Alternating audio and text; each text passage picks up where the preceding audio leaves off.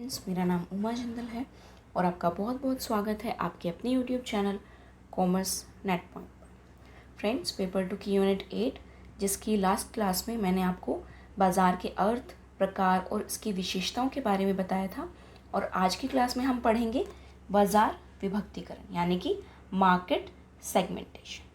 तो आज की क्लास स्टार्ट करने से पहले मैं आपको बताना चाहूँगी कि आप मेरे Telegram group commerce net point को ज्वाइन कर सकते हैं। वहाँ पर आपको मेरे वीडियोस के लिंक और पीडीएफ्स मिल जाएंगे। तो अगर आप इस ग्रुप को ज्वाइन करना चाहते हैं तो इस ग्रुप का जो लिंक है वो मैं डिस्क्रिप्शन बॉक्स में दे दूँगी, वहाँ जाकर आप इस ग्रुप को ज्वाइन कर सकते हैं। तो चलिए आज की क्लास स्टार्ट करते हैं।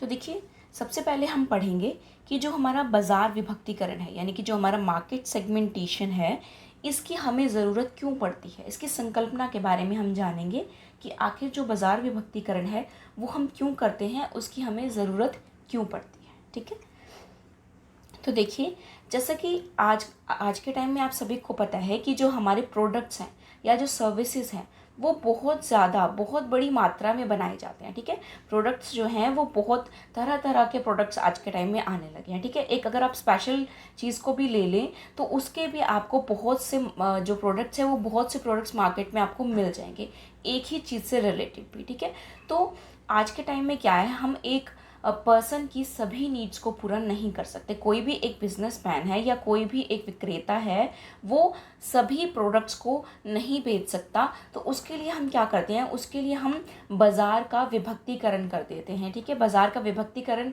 मतलब एक बाज़ार को छोटे छोटे खंडों में बांटते हैं जो एक पर्सन की किसी स्पेशल नीड से रिलेटेड हो, एक किसी स्पेशल समूह से रिलेटेड हो, उसको हम छोटे खंडों में बांट देते हैं, उसे ही हम बाज़ार विभक्तिकरण कहते हैं। ठीक है, जैसे देखिए, आज के टाइम में क्या है कि आज के टाइम में एक चाहे एक गर्ल है, एक जेंट्स है, एक लेडीज़ है, सबके लिए अलग अलग प्रोडक्ट्स अवेलेबल हो चुके हैं। यानी कि बहुत सारे बड़ी मात्रा में प्रोडक्ट्स जो हैं या सर्विसेज जो हैं वो हमारे पास हैं। ठीक है, तो हमें क्या करना होता है, हमें एक ऐसा फील्ड चुनना होता है जिसकी नीड्स को हम पूरा कर सकते हैं। ठीक है, जिसकी ज़रूरतों को हम पूरा कर सकते हैं, अच्छे तरीके से हमें उसे पहचानना होता है। ठीक है, उसको हमें रखना होता है। जैसे कि अगर हम मान लीजिए कि अगर हम गर्ल्स को अपना टारगेट रख रहे हैं, ठीक है, तो गर्ल्स के अंदर भी हमें क्या देखना होता है, गर्ल्स के अंदर भी हमें बहुत सारी चीज़ें होती है। जैसे कि गर्ल्स के अंदर भी हमारे फूड आइटम्स हैं। ठीक है, लाइक वेयरिंग आइटम्स हैं। वेयरिंग में भी, फूड में भी बहुत सारे आइटम हैं, जैसे कि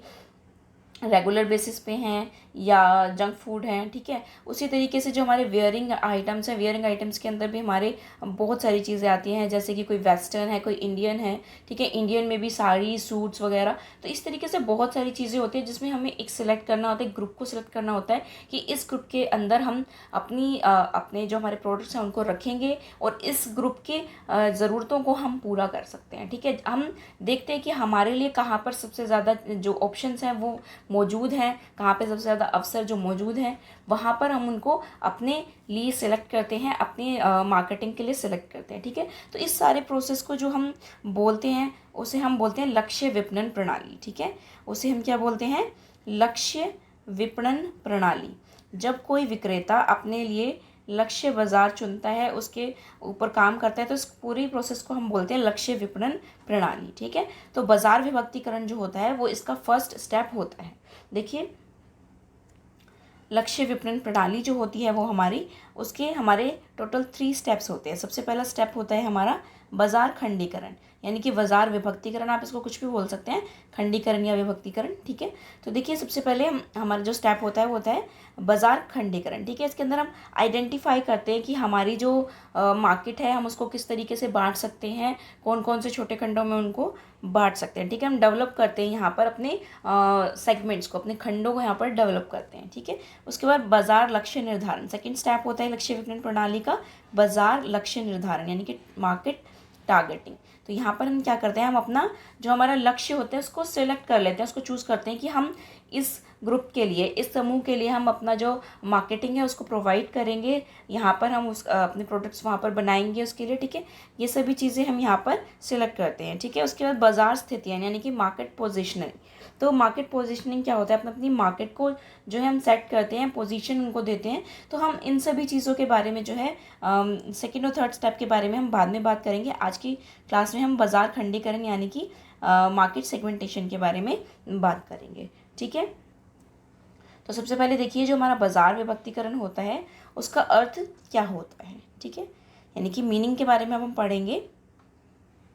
तो देखिए बाजार विभक्तिकरण का आशय एक बड़े बाजार को कई छोटे छोटे भागों में बांटना है ताकि प्रत्येक भाग के लिए एक समुचित विपणन कार्यक्रम एवं व्यूह रचना बनाई जा सके। ठीक है, तो बाजार विभक्तिकरण का क्या अर्थ है, एक जो बड़ा बाजार है, एक बड़े बाजार को हमें छोटे छोटे भागों में बांटना ताकि हम एक छोटे भाग की, एक छोटे समूह की ज़रूरतों को एक अच्छे तरीके से पूरा कर सके, एक विपणन कार्यक्रम बना सके, एक व्यूह रचना बना सके जो हमें भविष्य में बहुत आगे लेके जाए। ठीक है, क्योंकि अगर हम सभी पूरे बाज़ार को एक साथ लेके चलते हैं, यानी कि काफ़ी सारी चीज़ों को एक साथ लेके चलते हैं, तो हम वो सक्सेस नहीं पा सकते। हम ना ही उतनी अच्छी तरीके से व्यूह रचना बना पाएंगे, ना ही हम अच्छे से बिज़नेस को चला पाएंगे। तो इसलिए हम क्या करते हैं, उसे छोटे छोटे भागों में बांटते हैं ताकि एक विपणन कार्यक्रम और व्यूह रचना बनाई जा सके। ठीक है, इसके लिए बाज़ार के ग्राहकों की विशेषताओं, आवश्यकताओं, व्यवहार आदि के अनुसार समूह बनाए जाते हैं। ठीक है, तो इसके लिए हम क्या करते हैं, ग्राहकों की विशेषताओं यानी कि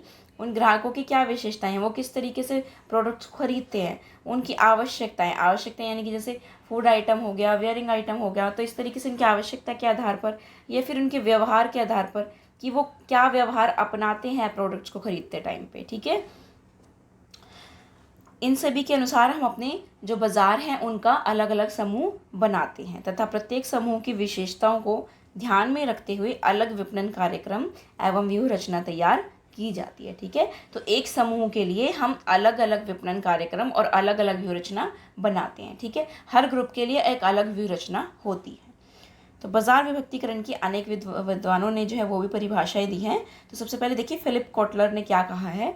फिलिप कोटलर ने कहा है कि बाजार विभक्तिकरण एक बाजार के समान प्रकार के ग्राहकों को उप समूहों में उप विभाजित करना है। ठीक है, एक समान प्रकार के यानी कि जो एक ही तरीके के प्रोडक्ट्स खरीदने वाले हैं उनको एक ग्रुप के अंदर रखा जाता है। ठीक है, तो उनके उप समूहों को हम उप विभाजित कर देते हैं ताकि किसी उप समूह का काल्पनिक रूप से ऐसे लक्ष्य बाजार के रूप में चयन किया जा सके जिसमें विशिष्ट विपणन मिश्रण के साथ प्रवेश किया जा सके। ठीक है, उसके बाद स्टैंटन जो है उन्होंने क्या कहा है, स्टैंटन ने कहा है बाजार विभक्तिकरण किसी उत्पाद के संपूर्ण विजातीय बाजार को अनेक उप बाजारों या खंडों में विभाजित करने की वह प्रक्रिया है ताकि प्रत्येक खंड के सभी महत्वपूर्ण पहलुओं में समझातीयता हो जाए। ठीक है, तो स्टैंटन भी वही बात कह रहे हैं कि जो हमारा संपूर्ण विजातीय बाजार है, विजातीय मतलब अलग अलग इसके अंदर चीज़ें होती हैं। ठीक है, अलग यहाँ पर कैटेगरी होती है, अलग अलग चीज़ें होती है। तो जो विजातीय बाजार है उसको समजातीय बनाना, ठीक है, उसको उप बाजार बनाना इस तरीके से कि वो एक ही जाति का हो जाए, एक जो ग्रुप है वो एक ही जाति का हो जाए उसके अंदर। ठीक है, तो ये हमारे जो स्टैंटन है वो कह रहे हैं।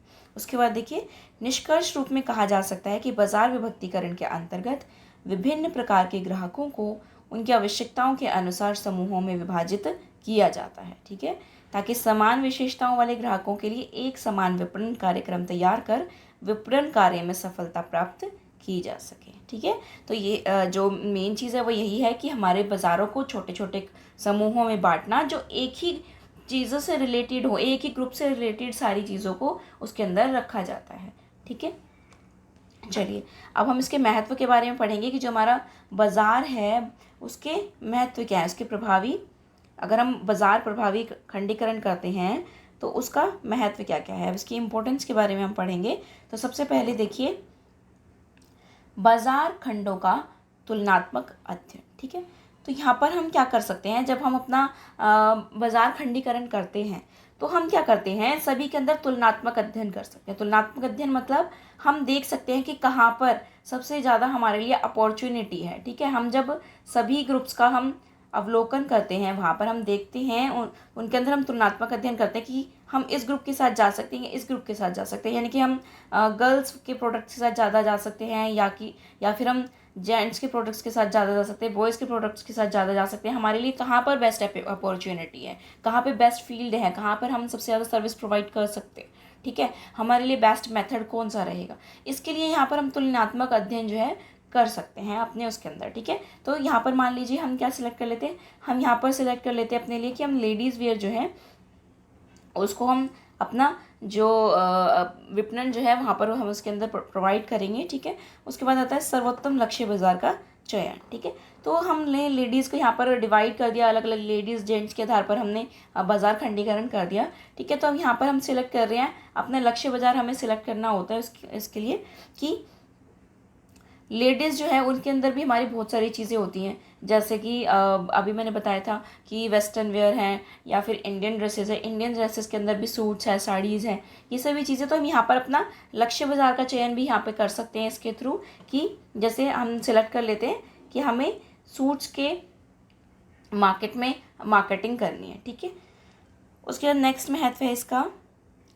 ग्राहकों की आवश्यकता एवं रुचि की जानकारी। ठीक है, तो इससे क्या होता है, हमें ग्राहकों के जो हमारी रुचि होती है उसकी पता चल जाता है, कर सकते हैं हम यहाँ पर, और उसके अनुसार ही हम उसके जो ग्राहकों की जो आवश्यकता है, जहाँ पर वो इंटरेस्टेड है जो उनसी चीज़ों को खरीदने के लिए, उसकी जानकारी प्राप्त कर हम अपनी जो हमारी व्यू रचना है उसको तैयार कर सकते हैं, हम अपने विपणन कार्यक्रम को तैयार कर सकते हैं और बहुत अच्छा परफॉर्म हम मार्केट में कर सकते हैं। ठीक है, मध्यस्थों के चयन में सुविधा, नेक्स्ट इंपॉर्टेंस है मध्यस्थों के चयन में सुविधा। तो देखिए, हम जब हम अपनी मार्केट का खंडीकरण कर लेते हैं, यानी कि उनकी सेगमेंटेशन कर देते हैं, तो हमें ये सिलेक्ट करने में मदद करता है कि हम जो अपने प्रोडक्ट्स हैं उनको हमें कौन कौन से मध्यस्थों के थ्रू उपभोक्ताओं तक पहुंचाना है। क्या हमें डायरेक्ट उपभोक्ता तक जानी चाहिए या फिर उन्हें मध्यस्थों के थ्रू जाना चाहिए। मान लीजिए जैसे कि हम कोई ऐसी चीज़ बना रहे हैं, जैसे कोई हैवी चीज़ बना रहे हैं, लाइक मशीन्स वगैरह बना रहे हैं, तो वो क्या होता है, वो डायरेक्ट उपभोक्ताओं को सेल की जाती है। ठीक है, तो वहाँ पर हमें मध्यस्थों की ज़रूरत नहीं पड़ती। तो डिपेंड करता है कि हमारा जो मार्केट है वो कौन सी चीज़ है, हमारा जो मार्केट सेगमेंटेशन है वो किस तरीके का है, हमें कौन कौन से वहाँ पर मध्यस्थों की ज़रूरत पड़ेगी। तो मार्केट सेगमेंटेशन के थ्रू हम अपने मध्यस्थों को भी सिलेक्ट कर सकते हैं। ओके, नेक्स्ट है मूल्य निर्धारण में सहायक। ठीक है, तो देखिए मूल्य निर्धारण में सहायक किस तरीके से है कि जब हम अपने मार्केट का सेगमेंटेशन करते हैं, तो जो मार्केट का जो सेगमेंटेशन होता है वो कई तरीके का होता है। ठीक है, वो ज़रूरी नहीं है कि सिर्फ उपभोक्ताओं के व्यवहार और उनकी आवश्यकताओं के आधार पर ही होगा। जो हमारा मार्केट सेगमेंटेशन होता है वो भौगोलिक आधार पर भी होता है। लाइक कि हम विलेज एरियाज़ में हम अपना मार्केटिंग कर रहे हैं, या फिर हम एक बहुत अच्छी सोसाइटी में हम अपना मार्केटिंग कर रहे हैं, तो उस पर भी बहुत कुछ डिपेंड करता है। तो अगर होता क्या है कि अगर हम ऐसे अपने एरिया में मार्केटिंग कर रहे हैं, जैसे विलेज वगैरह में अपनी मार्केटिंग कर रहे हैं, तो हम क्या करते हैं, वहाँ पर हम अपने मूल्यों को जो है वो कम रखते हैं थोड़ा सा, क्योंकि वहाँ के जो लोग होते हैं वहाँ की आय वगैरह इतनी अच्छी नहीं होती। ठीक है, उनका स्टैंडर्ड भी बहुत कम होता है, लिविंग ऑफ स्टैंडर्ड जो होता है वो भी कम होता है। तो वो इतने अच्छे ना तो प्रोडक्ट्स को परचेज करते हैं, ना ही उनकी इतनी आय होती है। ठीक है, तो ये चीज़ें भी डिपेंड करती हैं। तो इसलिए जब हम अपनी मार्केट का सेगमेंटेशन कर देते हैं, तो उसके थ्रू हम अपने जो प्राइस हैं उनको भी सिलेक्ट कर सकते हैं कि इस प्रोडक्ट किस तरीके का बनाना है, कैसी क्वालिटी रखनी है और उसका मूल्य क्या रखना है। ठीक है, नेक्स्ट इंपॉर्टेंस है लाभकारी विपणन खंडों पर ध्यान। ठीक है, तो इससे हम क्या कर सकते हैं कि हमें जब अपने सारे मार्केट सेगमेंटेशन के बारे में पता चल जाता है, तो हमें ये भी पता चलता है कि कहाँ पर सबसे ज़्यादा प्रॉफिटेबल मार्केट अवेलेबल है। ठीक है, जो हमें सबसे ज़्यादा प्रॉफिट देगी, जहाँ पर हम अपने सबसे अच्छे से काम कर सकते हैं, तो हम वहाँ पर जो हमारे लाभकारी विपणन खंड हैं उन पर हम अधिक ध्यान दे सकते हैं और अच्छे से मार्केट कर सकते हैं। ठीक है, उसके बाद देखिए प्रतिस्पर्धा का सामना करना।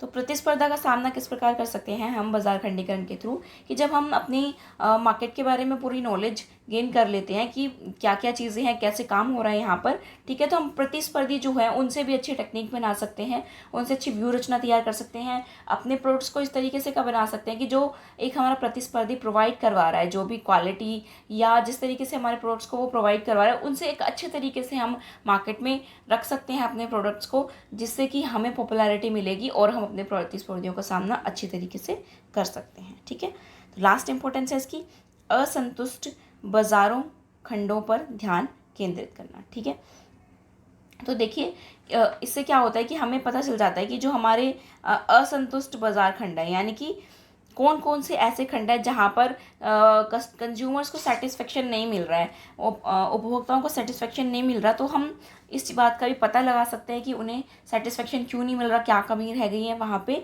हमें क्या करना चाहिए इन सब चीज़ों के लिए। ठीक है, तो हम वहाँ पर उन खंडों पे भी ध्यान अपना केंद्रित कर सकते हैं और उनको भी अच्छा कर सकते हैं। ओके, तो ये थे बाजार खंडीकरण का अर्थ और इसके महत्व। आज के लिए इतना ही। आशा करती हूँ आपको मेरा वीडियो अच्छा लगा होगा। अगर आपको मेरा वीडियो अच्छा लगा हो तो प्लीज़ इसे लाइक कीजिए, और अगर आप मेरे चैनल पर नए हैं तो चैनल को सब्सक्राइब करिए और साथ में बने बेल आइकन को प्रेस कर दीजिए, ताकि वीडियो अपलोड होते ही आपको नोटिफिकेशन मिल सके। और इस वीडियो को ज़्यादा से ज़्यादा शेयर कीजिए, ताकि आपके फ्रेंड्स और रिलेटिव्स भी इस वीडियो से बेनिफिट उठा सकें। और प्लीज़ कमेंट करना मत भूलिए कि आपको वीडियो कैसा लगता है। Thank you.